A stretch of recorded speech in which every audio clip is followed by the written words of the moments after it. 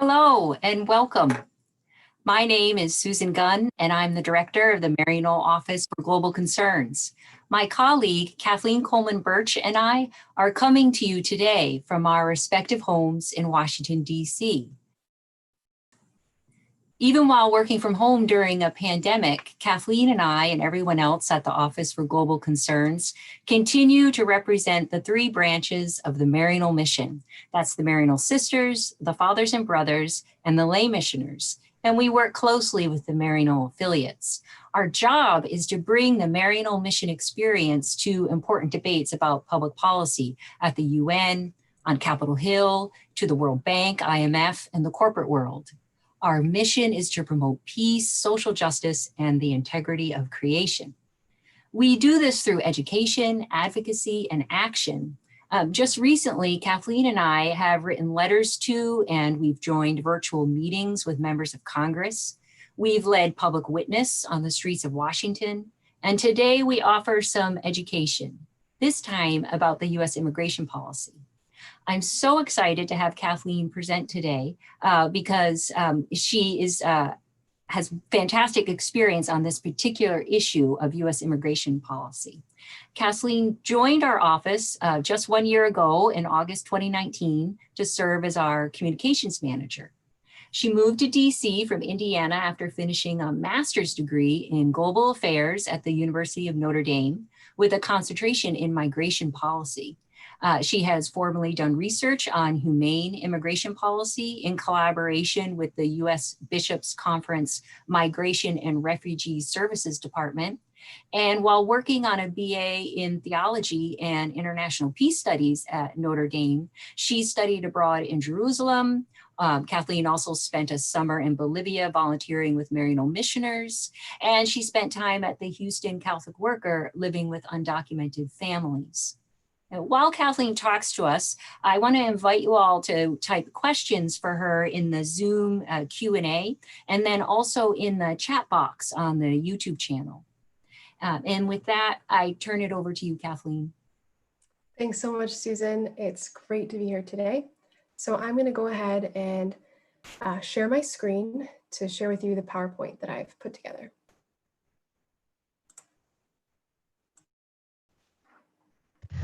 On behalf of the Maryknoll Office for Global Concerns, thank you and welcome to today's webinar, Justice for Immigrants in U.S. Policy. This is the fifth webinar in our election series that seeks to shine a light on the international issues important to consider ahead of the U.S. elections in November. The issues we chose for the series touch the lives of people and communities around the world that Maryknoll missioners accompany. These issues also affect all of us here at home. Today, we're looking at a major global concerns issue for the U.S. elections, U.S. immigration policy. Each of our webinar topics is based on a two-page brief. While not exhaustive, each two-page brief is meant to give you the facts, offer some analysis, and point you in the right direction for taking action, including through voting in November. On our website, www.maryknollogc.org, you will find right at the top the link to the series of election briefs. Before you scroll down to find the 8 topics, you'll see a description of the method we used for the series, the See, Judge, Act method. And when you open the briefs, you'll see how this method is used in each of them. First, in each one, there's the See section, where we study the facts and try to understand what is happening around us. Then there's the Judge section, where we judge the issue according to the teachings of our faith. And finally, the Act section, which is where we learn how we can take action as we are called to respond as Christians, as Catholics, and as responsible global citizens. On the brief, you will find facts and data, learn how the coronavirus has affected this particular justice issue, a story from a Maryknoll missioner, and a prayer. I hope you'll find these to be helpful resources. Now on to today's topic, U.S. immigration policy, which we consider a global issue due to its reach across borders and Maryknoll missioners' extensive experience with immigrants over the years. Maryknoll missioners see the immigration issue from multiple angles. Many who live overseas are witness to the conditions from which migrants flee to the United States, and others live in the U.S. and work with those caught in the U.S. immigration system, including at the U.S.-Mexico border. More specifically, Maryknoll missioners have had a presence at the U.S.-Mexico border for decades, primarily working with asylum seekers. Missioners have worked at shelters and ministries for undocumented families and asylum seekers who are awaiting their legal hearings. Today, there are fathers, sisters, lay missioners, and affiliates still working at the border. In addition, there are missioners living and working in major migrant-sending countries, including in Central America, where Maryknoll missioners have a long history. They witnessed the poverty, violence, and effects of climate change which prompt people to flee. I'm going to start out by giving a brief overview of some of the major challenges facing the U.S. immigration system, which have greatly intensified over the last few years. And I'll weave in Maryknoll missioner stories where applicable. So there are three primary avenues to immigration to the United States: family-based immigration, employment-based immigration, and humanitarian immigration.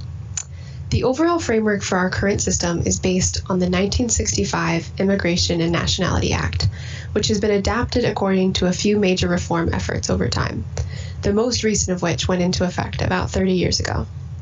Experts on all sides agree that our immigration system is now outdated and largely broken, and rapidly getting worse.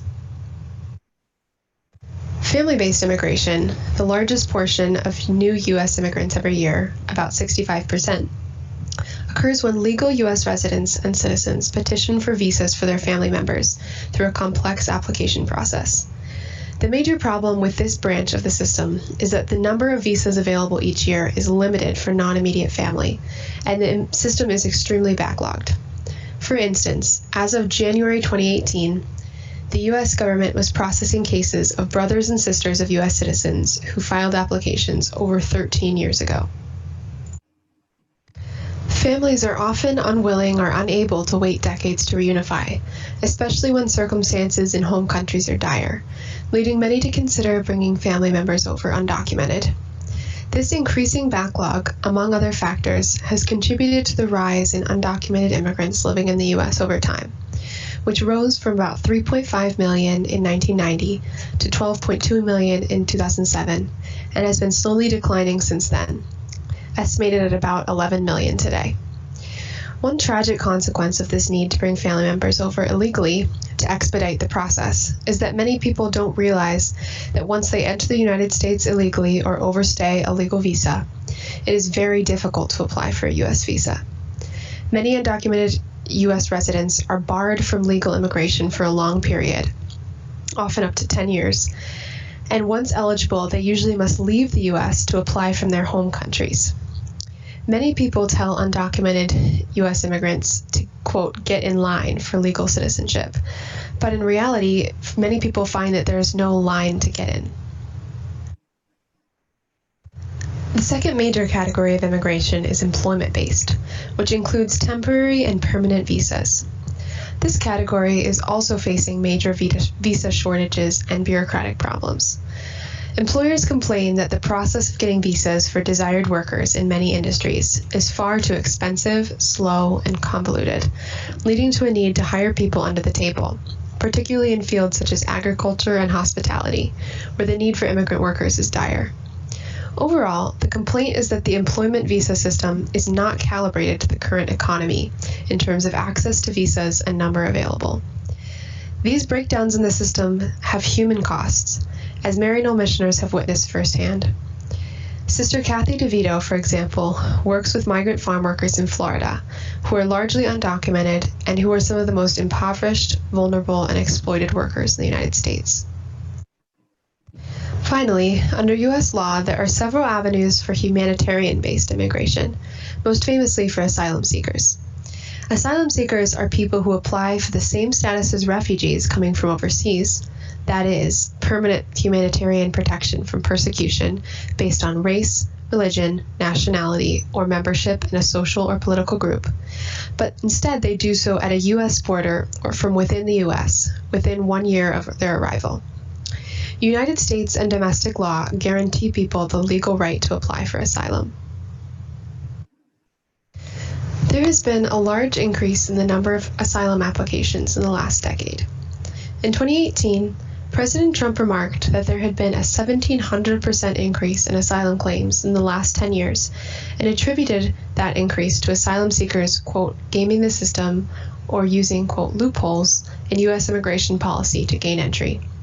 Expert fact-checkers determined that the percent increase he cited was approximately right, but that the reasons for the dramatic increase in applications were not due to gaming the system, but primarily to changing conditions in Central America that have prompted different demographics of people to come to the U.S. border. While the arrivals at the southern border used to overwhelmingly be single men, largely from Mexico, and many seeking employment, we're now seeing huge numbers of family units and unaccompanied children arriving from the Northern Triangle countries of Honduras, Guatemala, and El Salvador, which are some of the most dangerous countries in the world, plagued by gang violence, poverty, and increasingly threats to livelihoods due to climate change. In 2013, 3.6% of people arriving at the border were family units, but in 2018, it was 27%. These are largely the people driving up the rates of asylum applications. And while numbers of applications may be up, it is increasingly difficult for them to actually win asylum, given new policies severely restricting access, which I'll talk more about in a few minutes.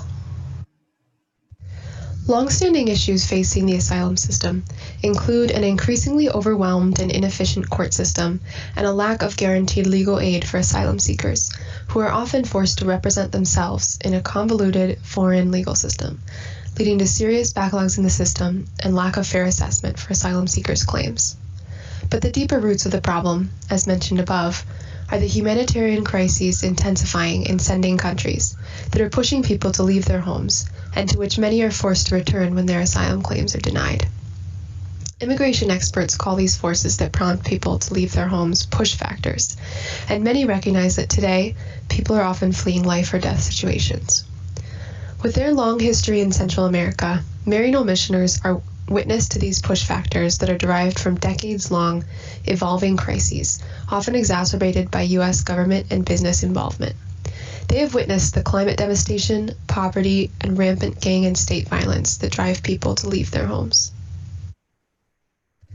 Now, so far I have named the three major avenues to immigration to the U.S. and some of the long-term issues with the system.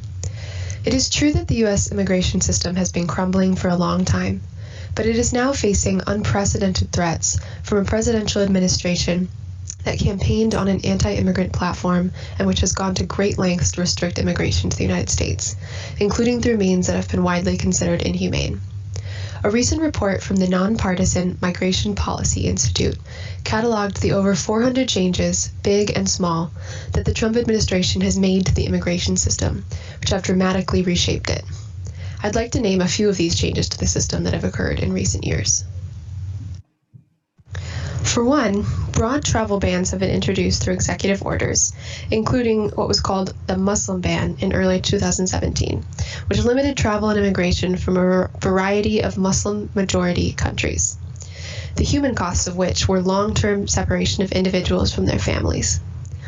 Those who challenged these travel bans in court argued that there was no legitimate national security benefit from limiting travel from these countries, but rather that these were motivated by religious discrimination, given President Trump's explicit election promise to bar Muslims from entering the United States.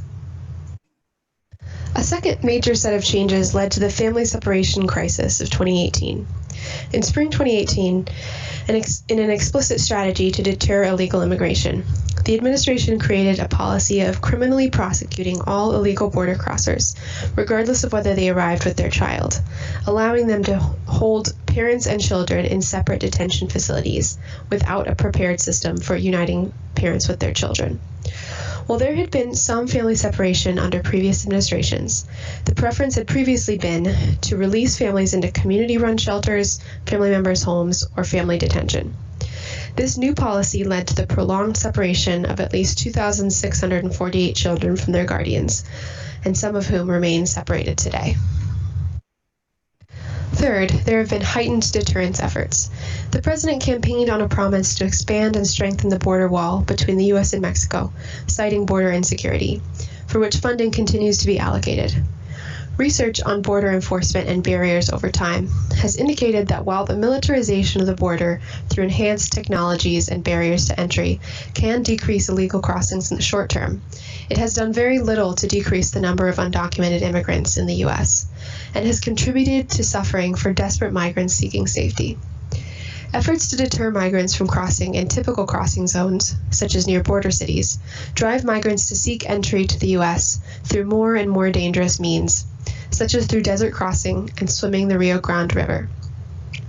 Even as enhanced border enforcement has driven down the numbers of apprehensions of illegal border crossers over the years, the number of known migrant deaths in the desert has remained stable, meaning migrants are driven to more perilous lengths to enter the U.S.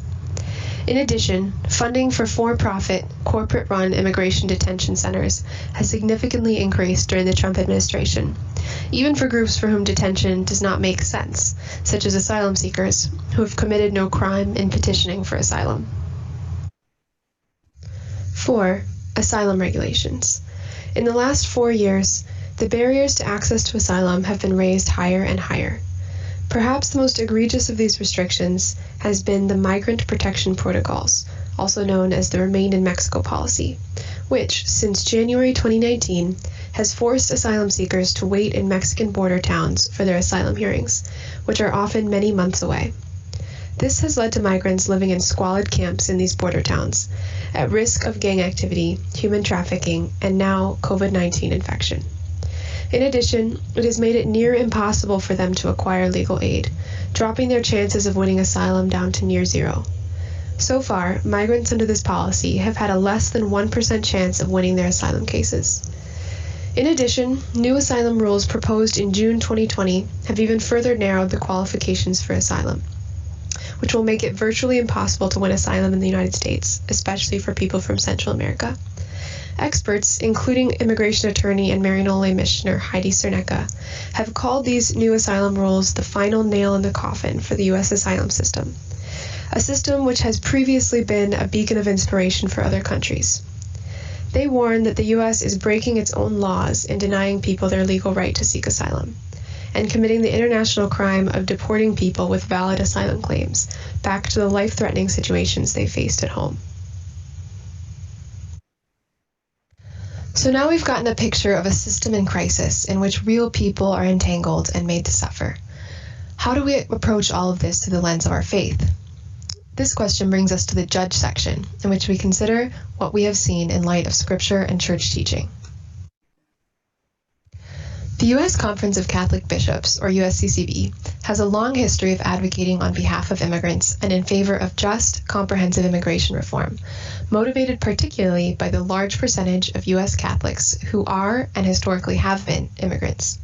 In 2003, the USCCB released a pastoral letter in conjunction with the Mexican Bishops' Conference, in which they explained Catholic teaching on immigration in the North American context and laid out policies that they think would characterize a just, comprehensive reform of U.S. immigration policy. The USCCB explains that, according to Catholic social teaching, while nations have a right to enforce their laws and borders, the duty of Christians to, quote, welcome the stranger out of charity and respect for the human person is paramount.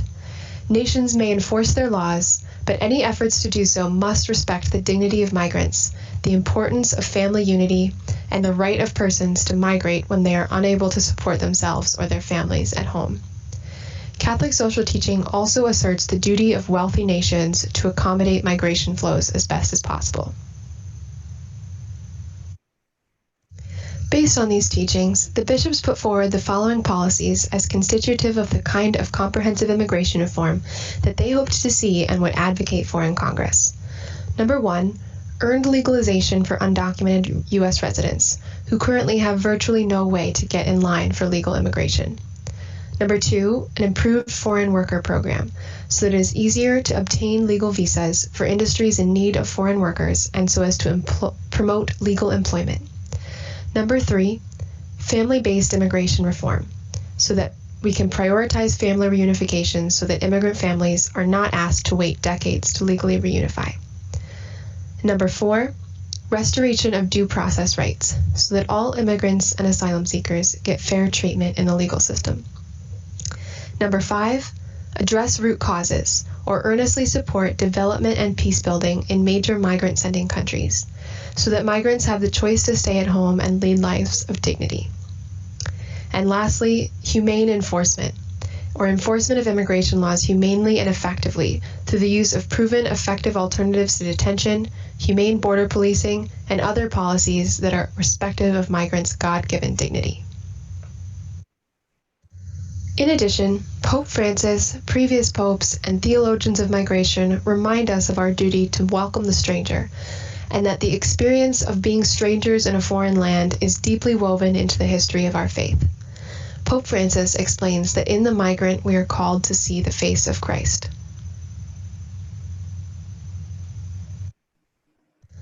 Finally, we come to the ACT section, which is where we learn how we can take action as we are called to respond as Christians, as Catholics, and as responsible global citizens.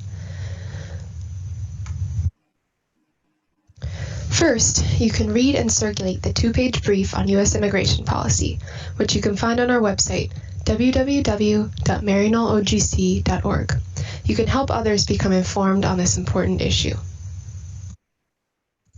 Second, check out the additional resources page on U.S. immigration policy on our website. Here you can find links to many of the resources mentioned in this webinar and others that can help us see, judge, and act on the issue of U.S. immigration in light of our faith. And other ways to look out for our action alerts, through which you can often contact your elected officials to urge them to enact policies in line with Catholic social teaching on immigration. You can sign up for these on our website as well. And finally, research your candidates' positions on immigration. Urge your candidates to take up positions that are reflective of the Catholic social teaching principles of upholding the dignity of migrants and promoting only humane enforcement of immigration law. And finally, vote in November. Thanks.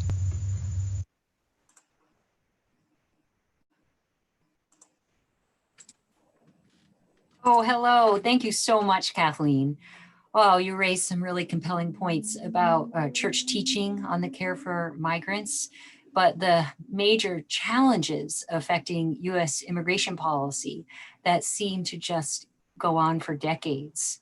So I'm looking at some questions that we've received. And the first one I want to ask you is, what would you say to someone concerned about the effect of immigrants on the economy, or the idea that immigrants take jobs from native-born workers? Wow, that is a great question and one that I know a lot of people have. I would say that on an aggregate or overall level, data show that immigrants are a net boon to the economy. They create about a quarter of new US businesses, despite comprising only 13% of the population, I think. They pay more taxes than draw benefits from social services, and they tend to fill jobs that native-born workers are not willing to work anymore, such as agricultural labor and cleaning services. And in fact, the economy now relies on immigrant labor. We really couldn't get by without it.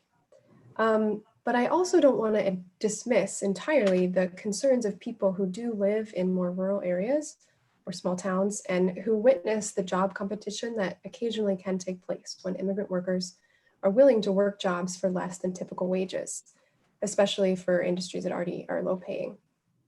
And the answer I'd have for that is that the research does indicate that in reality, the effect of immigrant labor on wages is pretty low.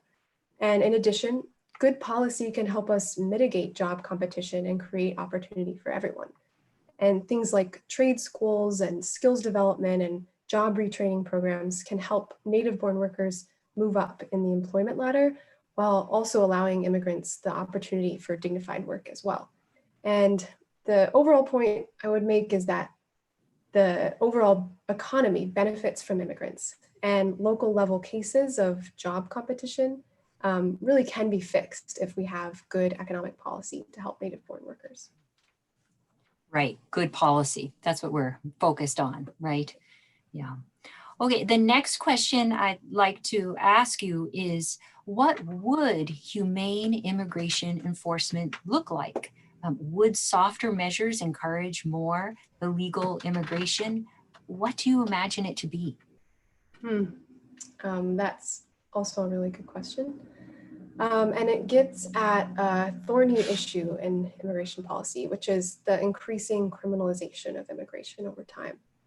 So the Immigration and Nationality Act of 1965 was primarily a body of administrative law, which is usually enforced very differently than criminal law, as in it doesn't usually involve criminal detention, arrests, conviction, etc. But over time, in order to deter illegal crossing, lawmakers have created more and more avenues through which the federal government can prosecute people for immigration infractions under criminal law. And as these have increased, the immigration system has begun to look more and more like the criminal justice system, with detention centers that operate similarly to jails, with arrests and court proceedings, etc. And first-time crossing of the border legally can now be prosecuted criminally, for example. So one important piece of making immigration policy more humane is to walk back some of the laws that make immigration infractions criminal, so that we stop treating people who are simply trying to reunite with family, for example, the same way we would people who've committed more serious federal crimes. I should say this does not mean that we should necessarily have totally open borders or no penalties for illegal border crossing, just that the level of criminalization of immigration has gotten out of control, and we really need to scale it back. And I would also add that research on ways to make the immigration system more humane has demonstrated that it really is possible to take various steps to reform the enforcement system so as to make it both respective of migrants' dignity and effective in enforcing laws for the common good. And one major example of this have been efforts to develop what are called alternatives to detention, or ways to keep immigrants complying with their immigration proceedings and not absconding or hiding from authorities. And immigration detention is right now the default way for making that happen, but it is a really terrible, dehumanizing system. Conditions in the centers are often substandard and cruel. And as I mentioned above, the government does contract out these immigration detention centers to be run by for-profit companies, which benefit from keeping the costs low. But the good news is there have been studies done by the government and third-party research agencies, which show that there are other ways than detention to prompt immigrants to comply with legal proceedings. One important way to do that is through what's called community monitoring, or using caseworkers to monitor immigrants in legal proceedings, and meanwhile allowing them to reside in community shelters or with families while they wait. And pilot studies of these kind of programs do show that they can be both way more cost efficient than detention and can be very effective. Under one pilot study run by the government, there was about 99% compliance with immigration hearings for immigrants that were participating in the program. And it is also important to note that the Catholic Church already operates hundreds of these shelters and caseworker programs and legal aid programs, which help facilitate alternatives to detention already. And the church is willing and able to help expand these kind of alternatives to detention programs, so that immigration detention is no longer the default option. Yeah, absolutely. We can do it. We have done it in the past, and we could scale it up. Right. And yeah. Okay, we're going to squeeze in one more question, and I'm afraid it may be the hardest. Why has Congress wrestled so long with this issue, decades really, and failed to address the broken parts of the U.S. immigration system? Why is this issue so tough to solve? Yeah, that is a really tough question. And a short answer is that, yes, the suffering caused by the broken immigration system is long unresolved, and it has gotten worse over time. And as it's gotten worse, it's become more politically polarized and entrenched.